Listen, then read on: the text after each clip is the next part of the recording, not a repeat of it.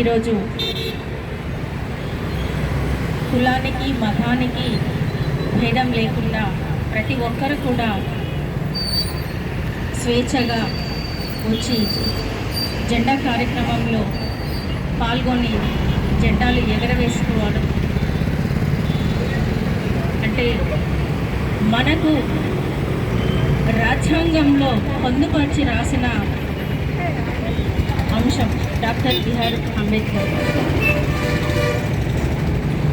ఎంతో స్వేచ్ఛగా బ్రతకాలి, మన హక్కులని ఎవరు కాలరాయకుండా మనం జీవించాలి, మన వ్యవసాయాన్ని కూడా కాపాడుకోవాలి. ఈ వ్యవసాయము కనుక ఎప్పుడైతే సస్యశ్యామలంగా ఉంటుందో అప్పుడే ప్రతి ఒక్క మనిషి ఆరోగ్యంగా జీవించగలుగుతాం. రైతులను గౌరవించాల్సిన అవసరం ఉంది. అదేవిధంగా తెలంగాణలో మన సంగారెడ్డి జిల్లాలో చుట్టుపక్కల కూడా చాలా కంపెనీలు ఉన్నాయి. ఆ కంపెనీల వల్ల కంపెనీలు పెట్టేటప్పుడు ఎలాంటి పొల్యూషన్ మేము అందించము, ప్రజలకు ఆరోగ్యాలను నష్టపరిచే కంపెనీ కాదు అని ఒక విధానంతో కంపెనీలను స్టార్ట్ చేయడం జరుగుతుంది. కానీ కొద్ది కాలం తర్వాత ఆ కంపెనీలో వచ్చే వ్యర్థాల వల్ల ప్రజలకు, అది ఆ కంపెనీలో పనిచేసే వాళ్ళే కాదు, చుట్టుపక్కల ఉన్న గ్రామాలకి బాకి అనేక రకాల సమస్యలు వెదజల్లుతుంది. అది మన చుట్టుపక్కలనే, మన మధ్యలో ఉన్నాం సంగారెడ్డిలో. అది నీళ్ళల్లో కలుషితం అవుతుంది, గాలిలో కలుషితం అవుతుంది. వీటి ద్వారా క్యాన్సర్ అనేది చాలా ఎక్కువగా రావటం జరుగుతుంది. ఇంత అంత కాదు, క్యాన్సర్ వ్యాధితో తెలిసిన వాళ్ళు హాస్పిటల్కు వెళ్ళి ట్రీట్మెంట్ చేయించుకొని తగ్గించుకుంటున్నారు. తెలియని వాళ్ళు చాలామంది క్యాన్సర్తో ఖర్చులను భరించలేకనే ఇళ్లలో చనిపోతున్నారు. మరి ఇలాంటి వ్యాధులతోటి ఇంకా ఎంతకాలం? వ్యాధులు వాటికి వస్తేనే దానికి ఒక అర్థం అనేది ఉంటుంది. కానీ పొల్యూషన్ కంపెనీల ద్వారా రావడము అనేది మనం చేతులారా తెచ్చుకున్నట్టే. మరి ప్రభుత్వం ఎందుకు స్పందించట్లేదనేది మేము గట్టిగా అడుగుతున్నాము. దీనిపైన టీపీజేఏసీ సంగారెడ్డి జిల్లా గ్రామాలన్నిటిని కూడా సందర్శించడం జరుగుతుంది. ఖైరాబాద్ నాల్కల్ మండల్ మల్గి విలేజ్లో కూడా ఈ మధ్యకాలంలో భారీగా జరిగింది. ప్రజలు మాకు కంపెనీ వద్దు, మాకు ఉపయోగపడే కంపెనీ అయితేనే నిర్మాణం చేయు, లేకపోతే వెనక్కి వెళ్ళిపోమని చాలా గట్టిగా స్పందించారు ప్రజలు. ప్రస్తుతం అక్కడ ఇంకా ప్రభుత్వం ఏ నిర్ణయం ఏమి చెప్పకుండానే వెళ్ళిపోవడం జరిగింది. మరి మన పక్కనే బోడపట్ల విలేజ్లో కూడా అరవింద కంపెనీ ఉంది. యూనిట్ 1 చెరువులను నాశనం చేసింది.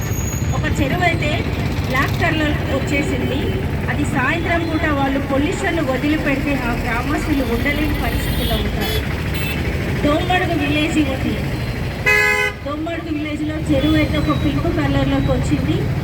అలాంటి పరిస్థితి వస్తే కంపెనీ మూసేసుకుంటాను అని చెప్పేసి కంపెనీ యాజమాన్యమే మాట ఇచ్చింది.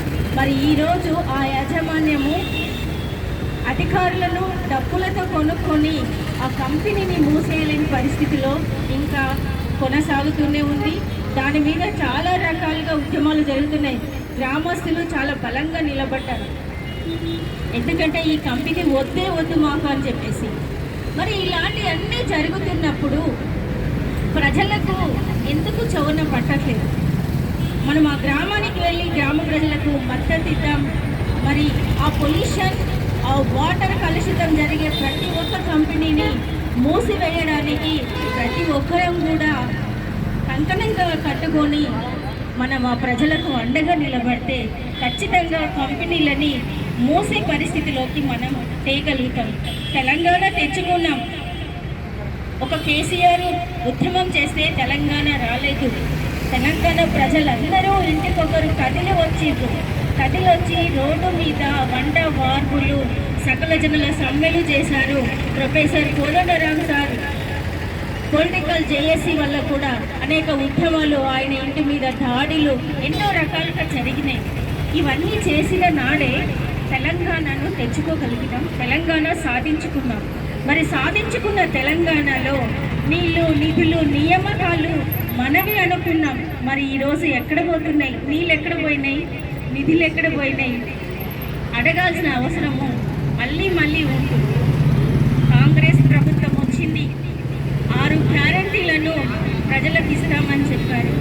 ఎక్కడ ఉన్నాయి ఆ 6 గ్యారంటీలు అని అడగాల్సిన అవసరం కూడా మనందరిదే ఉంది.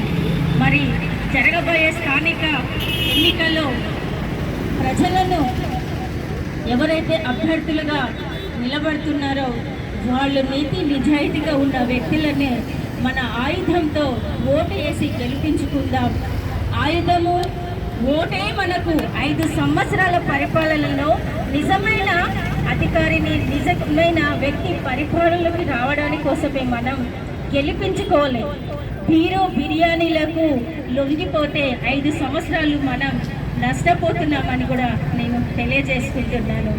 ముఖ్యంగా మహిళలు ఈ మధ్యకాలంలో అనేక కార్యక్రమాల్లో కూడా పాల్గొంటున్నారు. వాళ్ళందరికీ కూడా మరొకసారి నమస్సుమాంజలి తెలియజేసుకుంటున్నాను. ఈ అవకాశం ఇచ్చినందుకు కూడా అందరికీ కూడా ధన్యవాదాలు తెలియజేసుకుంటున్నాను.